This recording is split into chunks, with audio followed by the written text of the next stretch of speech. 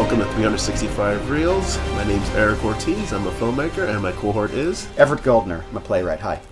Okay, so our podcast is basically about movies of popular culture and our take on them. By the way, be warned, there is spoilers all over the place on this podcast. So if you haven't seen the movie we're talking about this week, which is Man of Steel, then enter at your own risk. Man of Steel came out 2.5 years ago, so if you listen to this podcast and you haven't seen it, we've really got no sympathy for you.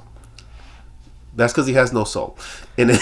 We'll get to that. Yeah, no soul.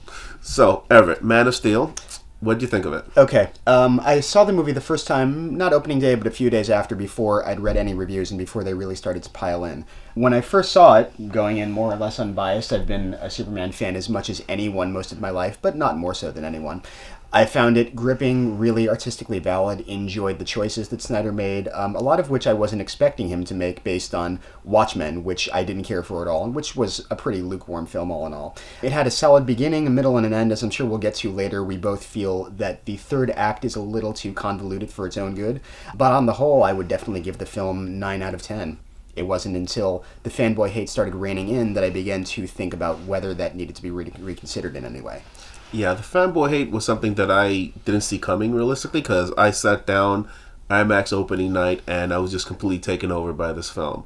The action's insane. The visual effects are amazing. Mm-hmm. I think we have a Superman in Henry Cavill that, I don't want to say replaces Christopher Reeves, but brings Superman into modern time. He fills the part out very nicely without overwhelming it. Of course, we're in an era now where we don't have movie stars in the same way that we did in the 70s, 80s, and 90s. It's just a different era. And so I think a lot of the people who were fixated for one reason or another on the Chris Reeve Superman and felt that he couldn't be replaced were really looking back to that kind of time, which we're just not in anymore. It's a more open field in terms of filmmaking, acting, and so on. And with the internet, we just don't have the fixation on a few select individuals that people did back in the days where the biggest source of information you might get in a week was People magazine.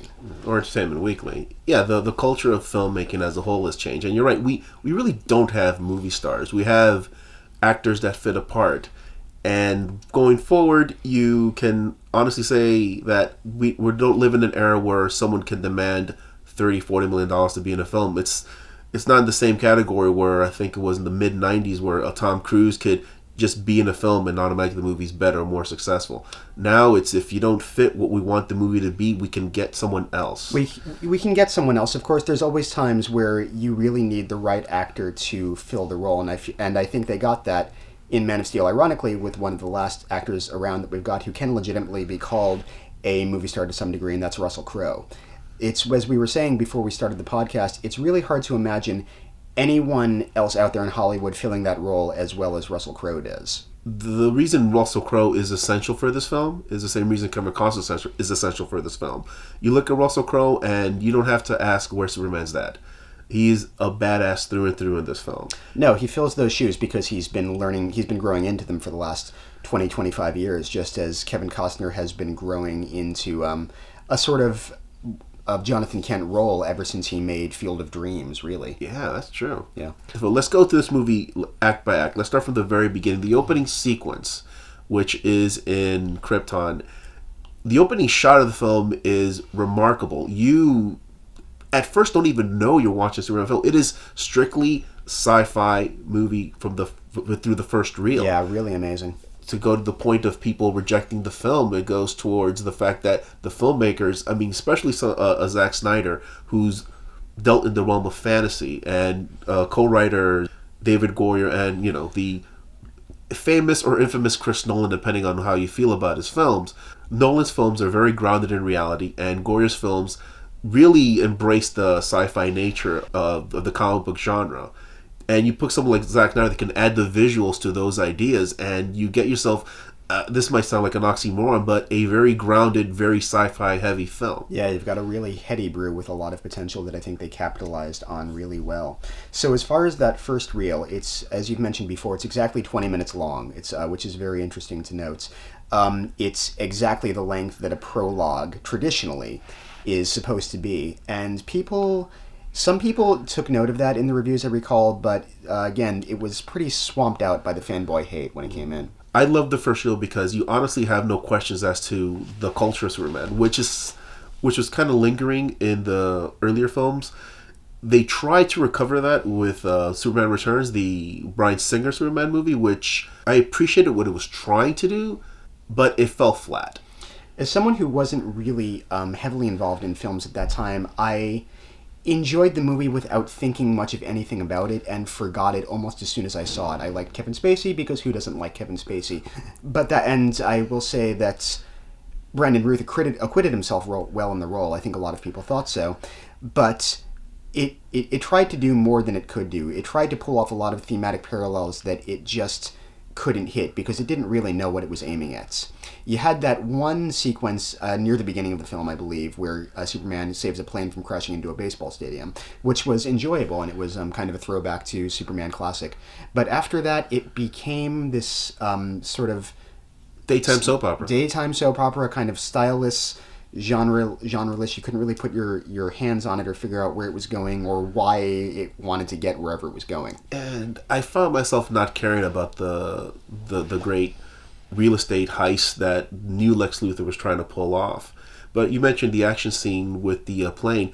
I almost felt the scene before that where you see Superman rescue person X and Y, the bank robbery sequence where they have the massive machine gun and he's just walking towards this litany of bullets that are just blasting into his chest, and you get that one remarkably cool shot of the bullet bouncing off of his eye. Right, that's right. That was cool, and once that started, I'm like, okay, there's this movie's gonna take flight. No pun intended. No, screw it. All puns intended. Fine. I'm like, okay, well, let's see where this goes, and then it just went into Days of Our Lives, more or less. A family drama dealing with Superman's son, dealing with Lois Lane's new love, and why should we... It tried to take the cynical angle. Lois Lane writes an article entitled something like, the world doesn't need the Man of Steel anymore. Yeah, and it was a follow-up to the original article, I Spent the Night with Superman, which her boyfriend, played by Cyclops, James Marsden, mentions. Yeah. And it's... You can't really... I don't see how you can inject that kind of cynicism, overt cynicism, into a Superman movie and make it fly, pun not really intended. But again, it's kind of antithetical to the conception of the character. It makes a lot more sense, actually, to do something like Batman versus Superman, where you can go dark, and right. Because it's Superman's in direct opposition to that. But to have this kind of, why does the world need Superman? Well, it's a philosophical question. It's a question without any answer. It's like getting into existentialism. It's like you can't have Superman fight Jean-Paul Sartre. It's not gonna go anywhere. Right. And again, Superman, like you've mentioned many times, is a god. Yes. This movie tried very hard to give that god a sense of humanity by giving him a child, giving him a relationship that he had failed in. Yeah. You know, he can save the world, but he can't save his own relationship. It's appreciated. It's nice. It's a great effort. It's a flat film. So after Superman lands on Earth, he's raised by Jonathan and Martha Kent, and you get these flashback sequences where you see him being raised. I kind of like the young Clark having to deal with the moral dilemmas in the second act of the movie. Mm-hmm. Yeah, it's a bit sketchy. I mean, because we're seeing this in flashback mode after Superman saves those guys offshore in that tanker and then swims on shore and puts on clothes, and the film becomes this sort of indie movie for about 5 minutes. Where he's trucking along to some badass indie music that with I kind of a enjoy. hell of a beard. Yeah, hell of a beard. I'm sure he had a lot of fun growing it. Cavill did there. But when we go back in time to 9-year-old Superman, 10-year-old Superman, Superman in the closet because the kids are taunting him, and after the classroom panic attack.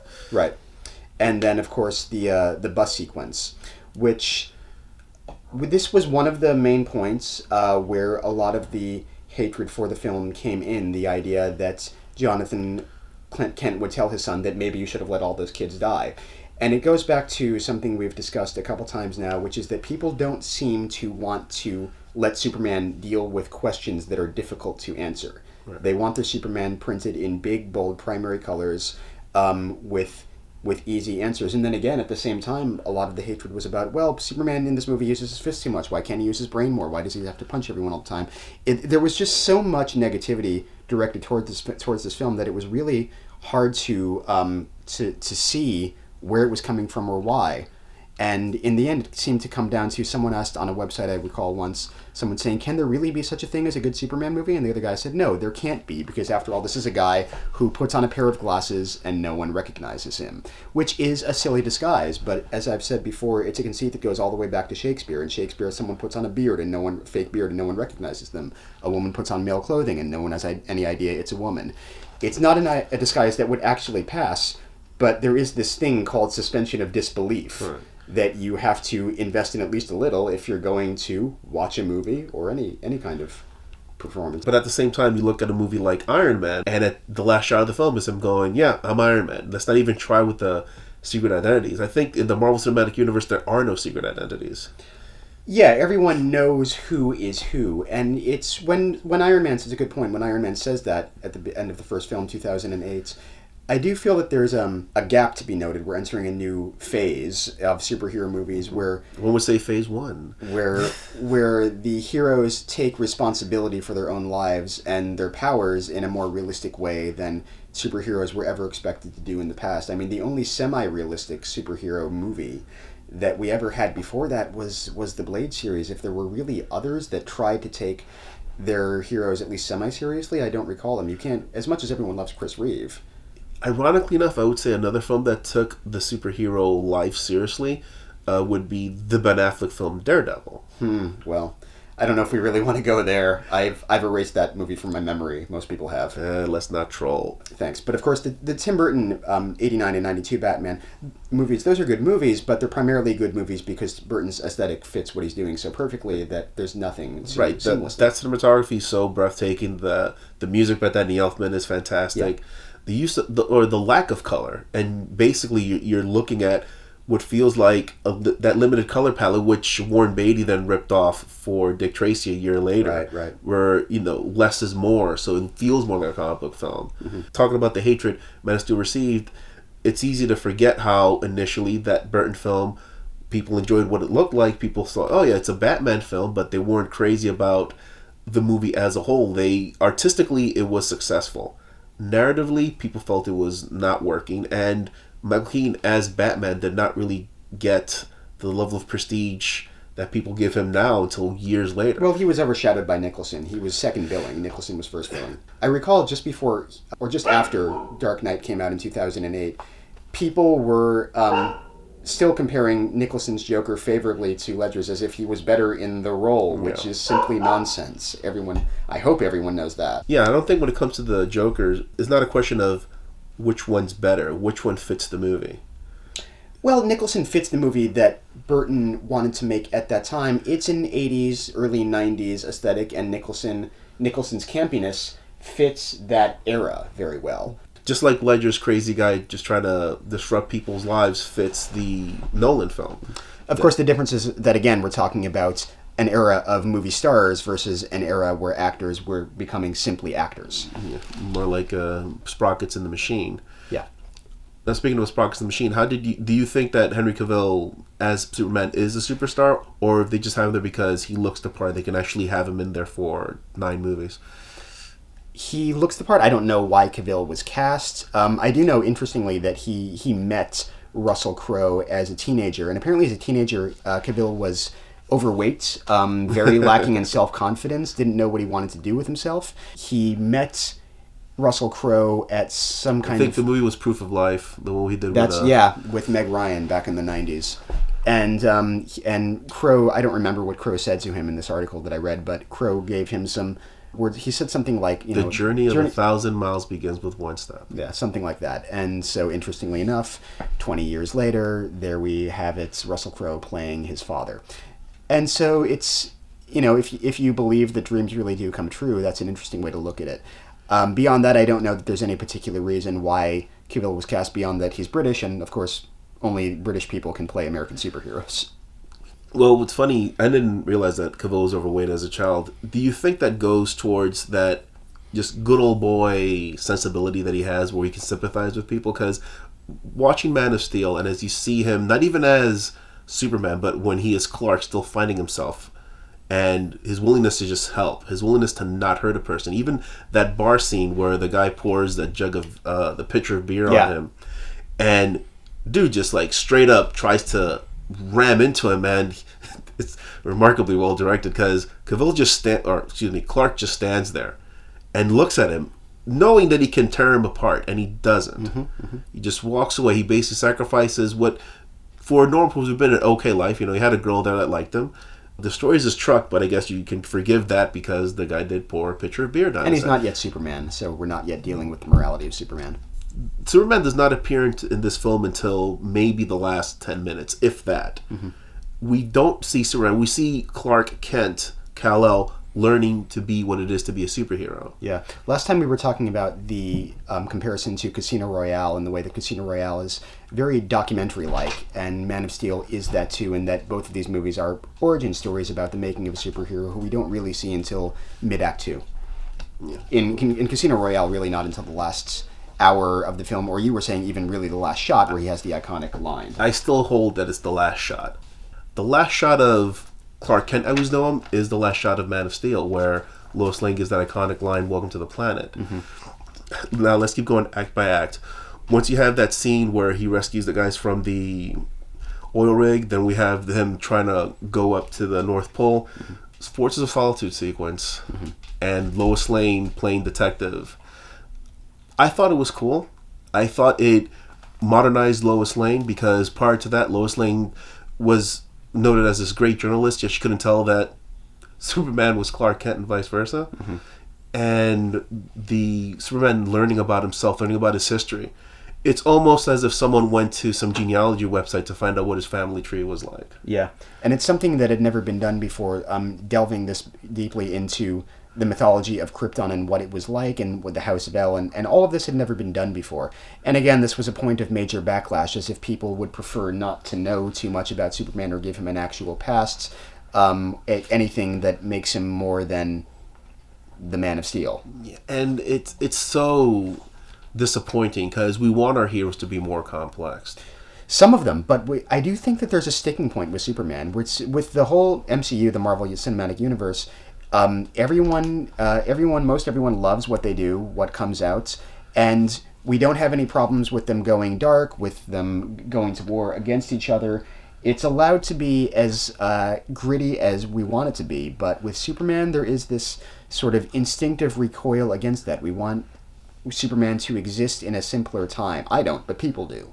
It's out there. I think if you release Superman as it was back in 1977 today, it fails. Sure.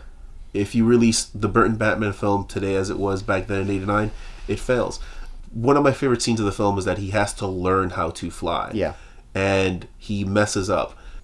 You can link that with a father teaching his son how to walk for the very first time. The idea of that, for me personally, was very powerful. You make mistakes trying to be great, and Superman is here trying to fly, which is an amazing feat. And once he gets enough of a hang of it, and to see the joy in his face, yeah, that is a beautiful, beautiful sequence. I don't know which, I believe was taken straight from a comic book, but I don't know which one. You might know more than I do because you read everything. I know it was. I know that Jor-El's speech there that he gives, which was featured prominently in the trailers about they will follow you into the sun, Yeah. is taken from. I don't know if it's All-Star Superman, but it's one of Grant Morrison's Superman comics. That speech was. I don't know if the whole sequence was. I don't. To my knowledge, there's not a sequence where Superman has to learn to fly in any comic book that I'm aware of, but there's 80 years of history out there. There might well be. Yeah, and that's nothing. There's 80 years of history with this character. Mm-hmm. Each generation has gotten their own taste of what Superman is. If you go online and see what Superman costume looks like, that's evolved constantly. Yeah. We so forget that the moment that the new version of this character appears to us. There's always been a new version of every comic book character throughout history. If you would release a comic book with, let's not even think of someone that's a Aquaman. Green pants and a yellow shirt? Are you freaking serious? It's a 1940s aesthetic. I mean, he can't look that way today. It's interesting that when you look back at a Captain illustration from 1947, you sort of instinctively feel that it looks wrong because the guy doesn't look like Chris Evans. His jaw is too square. He isn't as handsome in a modern way as Chris Evans is. We're not at that time anymore. Right. And when I posted my review for Superman online, and it was right at the cusp where the fanboy hate was starting to flood in, and I'm like, no. this is where Superman needs to be. Henry Cavill, Zack Snyder, Goyer, Nolan, they've made him a character of now. We need today's Superman. Today's Superman is going to have things to worry about, like a reporter hunting him down, or the military writing him for not knowing where are you from, what are your intentions. They want to know everything. That is the modern day Superman. That, yeah, we're jumping ahead a little bit, but that scene at the end when he takes the drone out. Drones didn't exist when Superman was made with Christopher Reeves. But today's Superman would have to deal with that stuff all the damn time. You can't turn back the clock. It kind of leads into the one criticism of the film that we both feel is valid, which is the darkening of the color palette, which was done simply because we're in the Dark Knight era where we expect movies to look like that, and Nolan is an exec producer here. Still, there's no reason to do it, at least for the first half, 2/3 of the film. Once Zod turns his world and terraforming world engine on, it actually makes a lot more sense. You can darken the color palette then, but until then, there's no reason why Superman, especially in the fantastic flight sequence where he's learning to fly and failing and picking himself up again, there's no reason why he can't fly in beautiful blue skies. I got a feeling once we get the DC Cinematic Universe, whatever, they'll go back and adjust that ever so slightly. Because Warner's did that with the Matrix films, where they went back to the first movie and made it match the Reloaded and Revolutions. Quite possibly. DC Universe is still finding its feet. This was the first movie. We've got the next 2 coming out this year. We've got Wonder Woman coming out next year, and so on. By 2017, 2018, it will be finding its aesthetic, and we will recognize it in the same way that we already recognize the Marvel Universe. Yeah, now talking about the universe and staying with Superman, the acknowledgement of there being more than just this one character in this universe was subtle. The Wayne logo, the LexCorp logo, hints of the Green Lantern being in part of this universe as well. There's even some myth out there that once the tanker sequence happens, you get some of Aquaman in there. That's just speculation. The only thing that we see are the LexCorp tanker and the Wayne Enterprises satellite, which is, the Wayne Enterprises in particular is so subtle that I didn't catch it until the third time I saw the movie.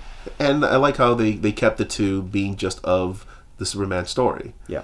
Now, once Superman learns how to fly, then let's talk a little bit about the villain Michael Shannon. I was a little bit afraid that Shannon wouldn't be able to be a convincing villain, because I've only seen him play the buffoon. For you guys that don't know, he played that silly redneck in Bad Boys 2.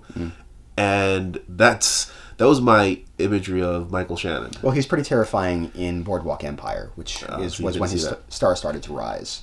So that's what made him castable in this. He wasn't A-list, but he was close enough that they knew that he could pull off something like Zod. There was a bit of negativity on Michael Shannon's Zod, the too much crazy eyes and shouting. But villains shout.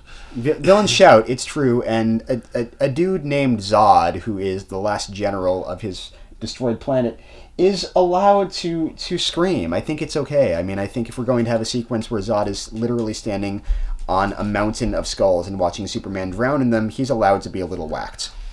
The idea of someone going mad at the fact that he acknowledges his planet's been destroyed and he'll do anything to bring it back, that single-minded nature is very Sith. It is. That's true. It's interesting. I actually never thought about it that way, but it is. The Sith philosophy, hatred breaks the chains on me, sets me free, blah, blah, blah. It's we just watched the last 40 minutes of the film before we started this podcast, and there's that scene after Superman destroys the world engine and Zod is literally down in the dirt looking at this world that will never be his and mourning over what might have been. I do feel that was a slight shortcoming in the film, and that scene before we have the final climactic battle between the two of them we could have let them talk it out a little longer and builds escalate to the violence before just bang going there. I respectfully disagree. I think the dialogue was incorporated into the combat that they have. I honestly believe Zod did not know how to rebuild Krypton. He had an idea as to how to do it, but as a general, as a protector, he just knows how to destroy and defend.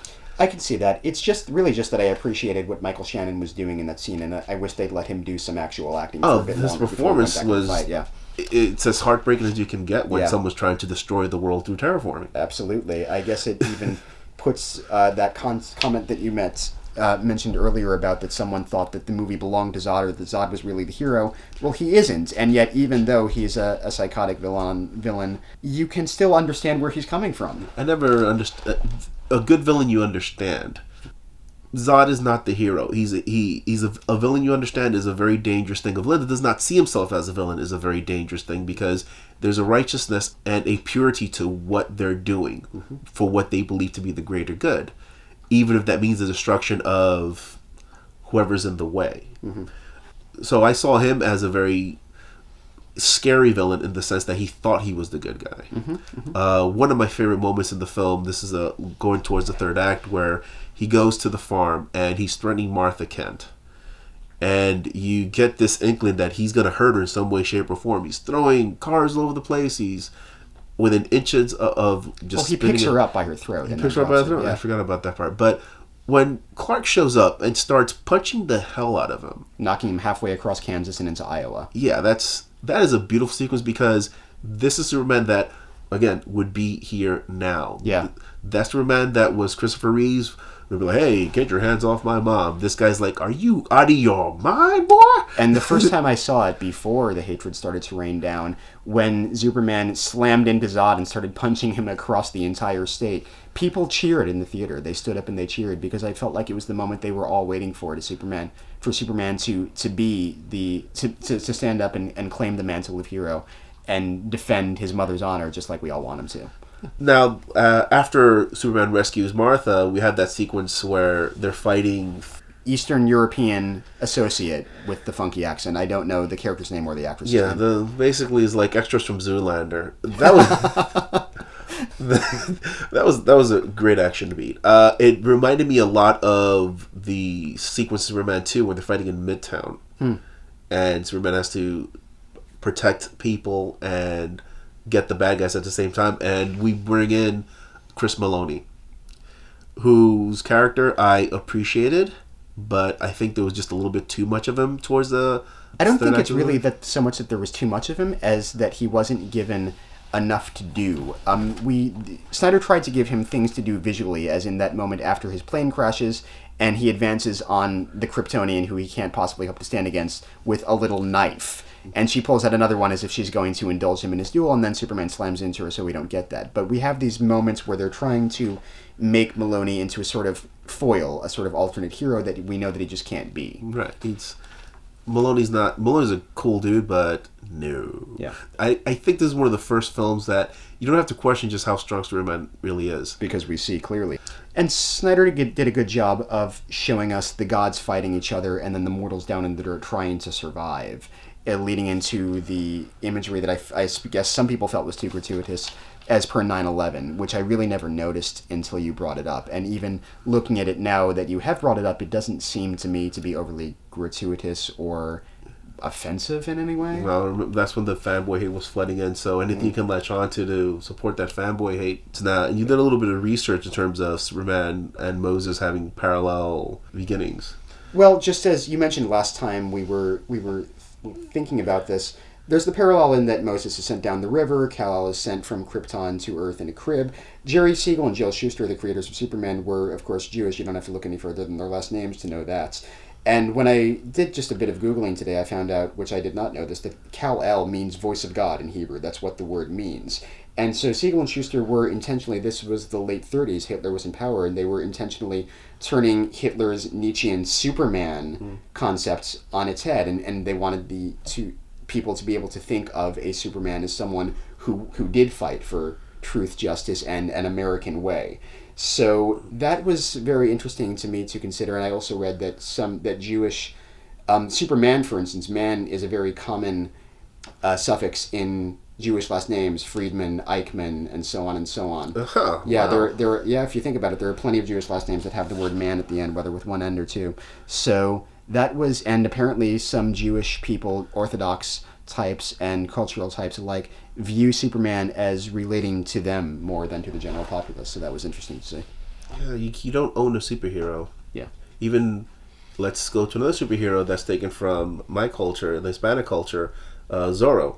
Aristocrat, crap ton of money, right. Has a big cave, bases his costume on an animal, has a cape, doesn't have a car, but he has a very fast horse. And the Batmobile has a lot of horsepower. Don't think his parents get killed, but I haven't seen Zorro in quite some time. But in the one with Antonio Banderas, his brother gets killed. His brother gets killed. Yeah. So his Alfred gets killed. But ultimately, these are mythologies that have been around for ages. They all borrow from each other. So think of another superhero that's taken from mythology. Norse mythology is from Thor? Yeah. Yeah, okay, that's what I thought. Thor is a Norse god traditionally. Loki, Ragnarok, all of these are from traditional Norse mythology.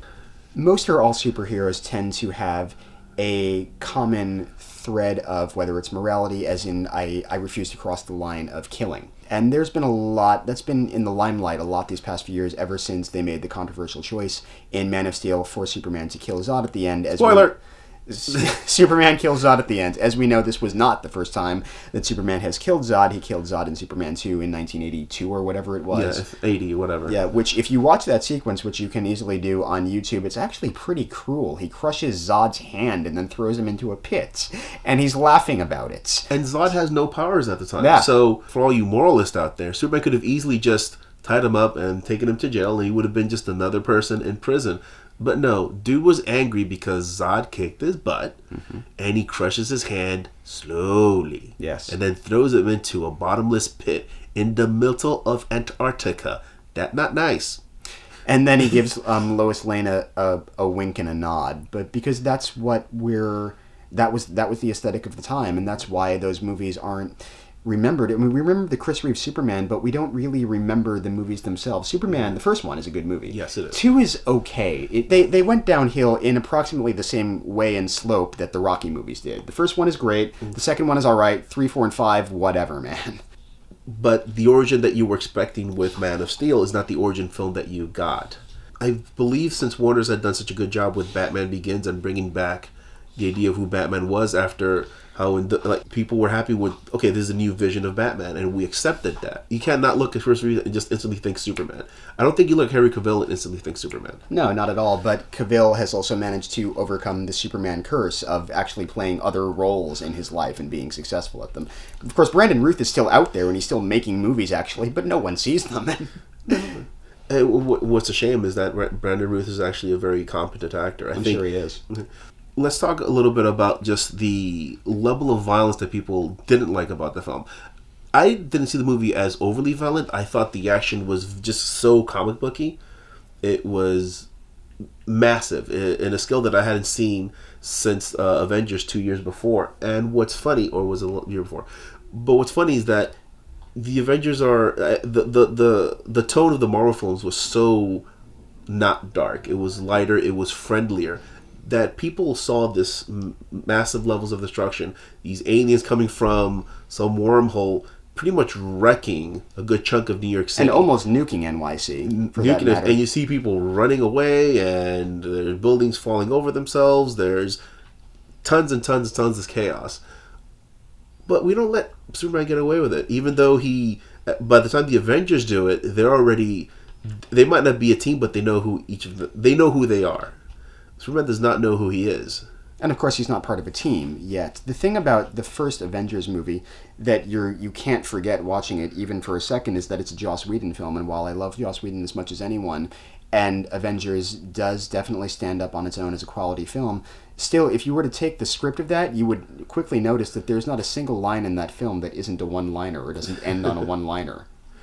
Well, that's the gift of Joss Whedon is they're all good one-liners. They're good one-liners, and he's mastered the art of directing ensembles. He's done it throughout his entire career with the Buffy series, and then with Dollhouse, the Firefly, yes. Yeah, he gives everyone their moment, which is why I felt he was the perfect director for that. Mm-hmm. And ironically, Zack Snyder tried the same thing with Watchmen, where he tried to give every character in that their moment, and he ended up making a movie that just didn't work cinematically. People that loved the graphic novel loved the film. I'm not one of them. I've read the graphic novel at least 5 times in my life. Exception to the rule. I, for example, loved the novel The Da Vinci Code, so by association, I loved the movie. Okay. But I know it's not a good movie per se. Watchmen had no cinematic energy. Watchmen is literally pointless. It is almost shot for shot from the comic book. The only interesting thing in it is the opening sequence. In this film, I think he understood that better, So we know who Clark is, Yeah. and there's no question as to why he would make choice X, Y, Z. But particularly at the end with that sequence where he has to make the choice to snap Zod's neck. Mm-hmm. You understand his pain because he's been taught to love humanity and to be a good person through his parents, through his Earth parents. But he's also been planted that seed of protect your people from his father, being the fact that the Codex has basically all the DNA of Krypton is embedded within him. Mm-hmm. So he has to make the choice: do I stick to my morals, or do I make the sacrifice of breaking my code in order to save life? Mm-hmm. And at that point, thinking on it, it almost seems like both father. You remember the old cartoons where you'd have the devil on one shoulder, the angel on the other shoulder, and it's both dads. Mm-hmm. You can see Paul Kent saying, "Don't do it, don't do it, don't do it," and Jor-El saying, "Do what you must to protect your people." Mm-hmm. And he makes the choice. And I think that's when we start seeing Superman in the film. There has to be two identities. There has to be the Clark Kent, and there has to be the Superman. They can't exist. They can't coexist. They have to be two separate people. It has to treat it as two separate people. It's a pretty seamless way to lead us into the epilogue of the film about how do I go forward? What does Clark Kent do if I'm going to be the planet's protector? Where do I need to put myself in order to find out what's going on? Right. Yeah. So yet another aspect of the movie that got more hatred than I felt that it deserved was the Hans Zimmer score. Of course, the original Superman score is iconic. Absolutely. And while it would be a choice if they'd made that choice to incorporate elements of it into the new score. No, didn't work the last time. In Superman Returns. Yeah, Bryan Singer borrowed the theme, and I remember seeing the Comic-Con panel where he was talking about Superman Returns, and he was mentioning how they were going to borrow a lot from the original films, and someone mentions the music, and it was like, "Oh, you're going to use the John Williams theme?" And he's all like, "Yes, we are." Nah, it didn't work. Yeah, one thing I do remember from that film is that over the opening sequence while the Williams theme was playing, I suddenly felt so bored. I felt like they were trying to make me want to be 6 years old again, and I'm like, dude, I'm not 6. Just show me something interesting. Yeah, rather rent the original Superman or buy it on Blu-ray. This is why Ben Affleck gets hired to be Batman. Mm-hmm. The same way that Kevin Costner was hired to play Jonathan Kent. You need a director that knows how to direct actors. And if you've seen Gone Baby Gone or The Town or Argo, Ben Affleck knows how to direct actors. He knows how to build dramatic tension in a way that Snyder just does not know how to do. Yeah. There's nothing wrong in bringing in someone that's better at your job than you are in terms of directing actors or getting the dialogue to sound genuine. Because some of the lines in Man of Steel are ridiculously bad. They are. Almost banal. Well, not almost banal. In fact, banal. Superman says something like, "I won't let you destroy the Earth." And there's actually no more to it than that. And you were pointing out when we were watching the film just before, the closing sequence, which is a flashback to Pa Kent watching young Kal-El run around in a cape with a dog barking. The pan and the cinematography of that shot is very Dances with Wolves, which is interesting because I hadn't noticed it until you pointed out. Okay, so that's our take on Man of Steel, movie that we really, really enjoyed and kind of really gets us excited about the DC universe. My name's Eric Ortiz, a filmmaker in New York City, and this is my cohort, Everett Goldner, writer and actor. Thank you for listening to us on 365 Reelz. We'll catch you later. Bye-bye. See you next time. Bye.